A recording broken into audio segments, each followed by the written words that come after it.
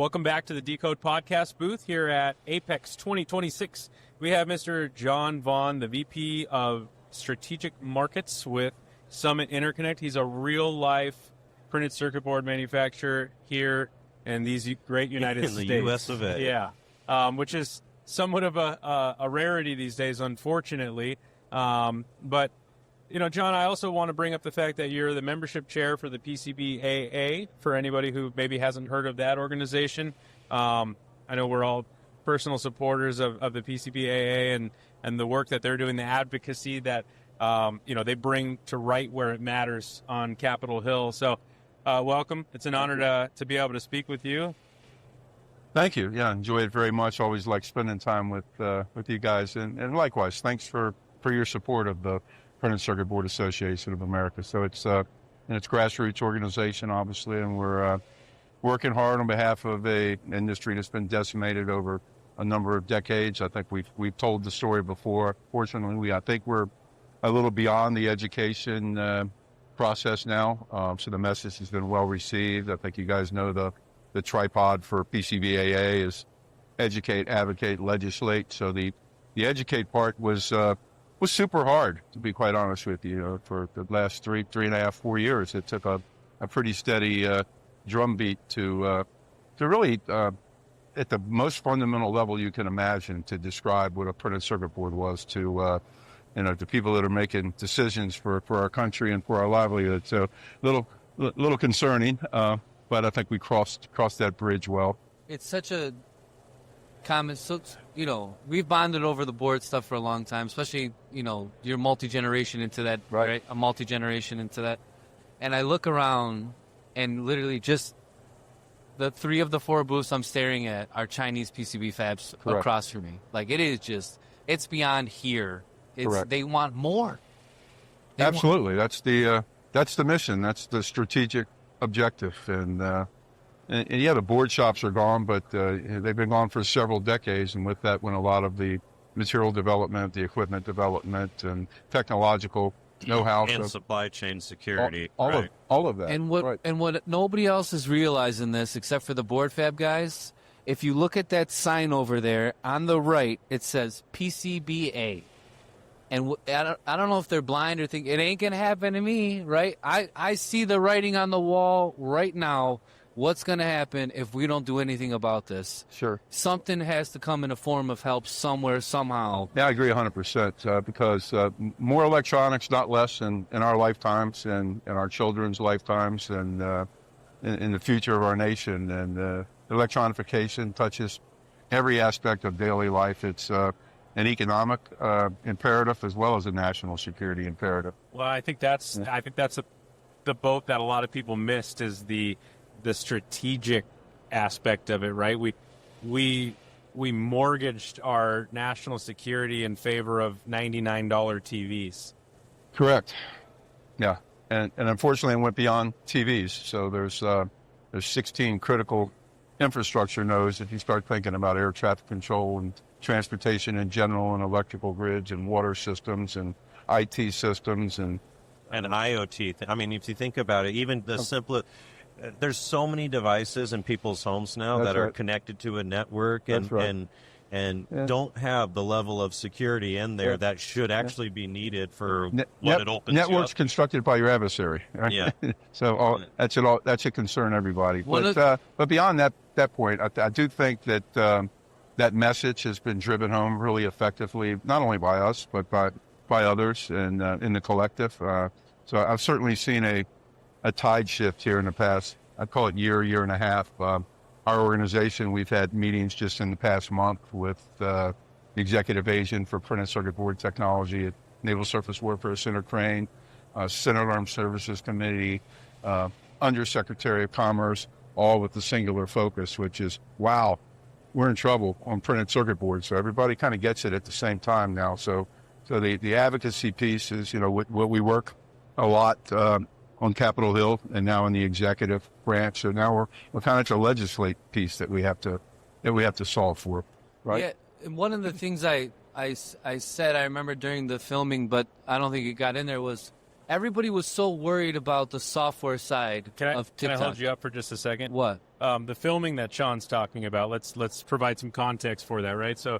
there's a documentary, because I think it's pretty well known amongst anybody who's followed the decode from the beginning that, Sean's in PCBAA because he had to be, right? He's one of these stories of, multi-generational board fabrication. I thought you were going to say he got into it to be a movie star. Yes, that too.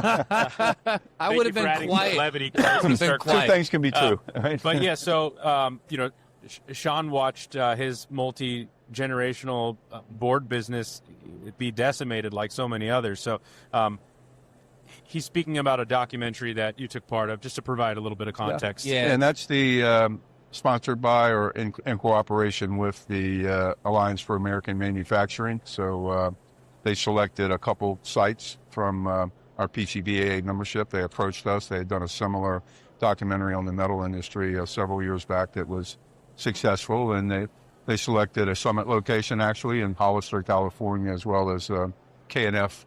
So I've had an opportunity to preview it. It's sensational. We can't wait for the premiere in the DC area on Capitol Hill on March 25th, which as of our talk today is less than a week away. So super excited. You will be there in person. Yep. I will meet you there. My pops is going to be there in person. I heard that touched my heart. Just I'm sure that should be a very proud moment for him. Yeah, and a very grateful moment for you, right? So he put in a lot of. It'll probably be a little bittersweet. I'm sure. Yeah. Well, I mean, in 2012, the New York Times interviewed him, and he was telling everybody, "You got to do something about. You got to do something about this, right?" And it's like, nothing changed, but at least we didn't go down without a fight. That's right. I'm saying what I need to say, and I'm hoping people hear it. That's right. And if it's what else am I going to do? I can't fight all of China. I just can't. And that's who I'm up against when they subsidize. We're not competing against Chinese companies. We're competing against the Chinese government. Yeah, and right? That's the reality. And the other reality is there's a lot of demand vectors. We need more missiles. That's been made clear to everybody. That's all over the news. But we're also building out a lot of drone architecture here at scale in the U.S., which all demand printed circuit boards. And then we've got the AI and the data centers, which all require HDI and UHDI circuit boards that we don't have that capability at scale in the U.S. So at current, there'll be data centers that have American flags on the outside and Chinese electronics inside of them, and that's something that we're all working to change. And what excited me for the PCB Fab industry is I've seen a lot of PCB Fab equipment around here, and one of the coolest ones was to see the DP1500 with a robotic arm on it, right? Like, you talk about something that you could automate right there, And then the slip sheet thing over there that they got going on, that's pretty cool. And then the AOI inspection, probably, I don't know if they do it after 10 strip or what they're doing for prelim or something, but just they're automating the parts that used to take. You know how it is. You don't run multiple panels without making a check that department did their job, right? That's right. And it's like literally every stage, 32 stages, you're stopping, you're having quality inspect it, make sure everything's good, then you run the rest of the lot. And there's workforce challenges, of course, but really the creation of those and the application of that's it's not really about workforce displacement. It's about the people that are interested in being in our business, to giving them a growth trajectory to do other stuff in the organization as opposed to just moving panels around, right? So I don't think it displaces anybody. I think it augments the capabilities that we have. I loved my life when I was just moving panels around. It was such a beautiful, easy thing. I didn't have to think much. I could just do all day. Yeah, I started there too. I go back a ways, so in the early '80s. So that was one of my jobs. I get it. What's the ASF on this that I got to plate it to, and then what speed do I need to put it in the etcher? That's right. But yeah, so look forward to seeing you in DC. We're still working on the invite list, or the RSVPs are coming back in, but it's shaping up to be something really special. Is Summit going with that automatic route like they have on the DP and this guy over here? Yeah. We're doing everything that we can to improve our systems and our efficiencies, right? And that's absolutely one of the considerations for sure. Yeah. Yeah, and I guess just to kind of put a positive spin on the work that's been done to this point, right? So you mentioned the education portion. It's so paramount because I think that anybody who understands the realities, and when I mean anybody, I'm talking about legislators, right? When they understand, how can they not support it? And it's one of those rare instances where it doesn't matter, which side of the aisle you sit on. Right. It seems like there's support from both sides of the legislature. It's a dual-edged sword type problem, because you had the decimation of the industries, which took a lot of facilities out of the localities that these people in politics represent, their constituents, if you will. So that's a declining tax base and a declining employment base, less interest, more focused. The heat map matters. That's why growing membership in all the geographies, so that we have touch points all across Capitol Hill, is critically important, right? So that's a large part of it. I think it was out of sight, out of mind for a while, and to your point, everybody fell in love with the $99 television set and found out we took our eye off the ball as a nation. I think I'd like to see Sean at the premiere with some Mel Gibson Braveheart paint, trying to rally Congress, Don't give this guy any ideas. I was already visioning it in my head as he was saying that out of his mouth. That's awesome. Well, I'm pretty sure that if our listening and viewing audience had to guess which of the 3 Decode podcast members was going to be the first to be represented on Capitol Hill, they all would have picked you, right? Naturally. For sure. They'll come for you next, aluminum. They'll come for you next. Aluminum? Yeah. Stainless steel? Yeah. Trust me, they'll come for it too. You already know about that. It's because I'm not close enough. Give us a little bit about your background at Summit and kind of where Summit is in its contemporary form, right? Obviously, we, thank goodness, have DDTC-controlled work that can't leave these United States. So I imagine that makes up a large majority of the work that Summit's doing. Is it all of it, or just a significant chunk of it? I'd say that was fundamental to the original thesis and the formation of the business. It's important to remember that we're celebrating only our 10th year in existence, and we're the largest privately held printed circuit board fabricator in North America. So in a very short period of time, which speaks to the fragmentation that existed in the market, but certainly our CEO Shane Whiteside, long and storied history in the industry of building defense-focused but there's clearly a need too, right? Sure. Well, that was the thesis, right? This is going to grow in demand and grow in importance, and he's a patriot first, and that's how he led. So so several acquisitions later, we were very heavily defense. If you look back 4 or 5 years ago, but we've certainly blended that down to a more balanced mix right now. So I would say we touch every industry that has some form of high-tech imperative attached to it, right? Every site chosen was a good site. There wasn't anybody that was like...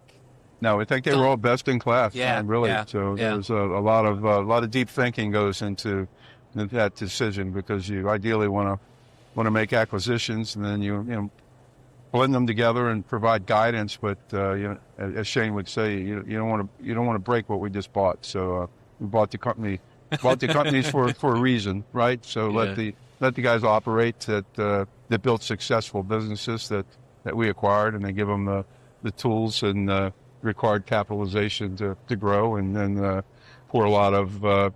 We have a lot of sales-related resources. Patrick McPherson leads that side of our effort. So we've got a team that approaches 100, I would say, across when you consider all the directs and all the reps. So we go to market pretty focused, and it's been a heck of a 10-year ride. Did you see the old school laminator over there? I did. Yeah. I I both looked at each other. I almost punched in the time clock beside it. I had a flashback. We were both like, that's actually pretty nice, but it looked like it got auto tension or something on there too. Looked a lot better than my DuPont wrist on. That's right. But I mean, it is kind of 10 years. It seems like Summit's been around longer than that. But when you think back to 2016, hey, let's start a PCB Fab shop in the United States of America. Right. I mean, so that was pretty. Takes guts. Yeah, that took some guts, but obviously it seems to be working out quite well. Right.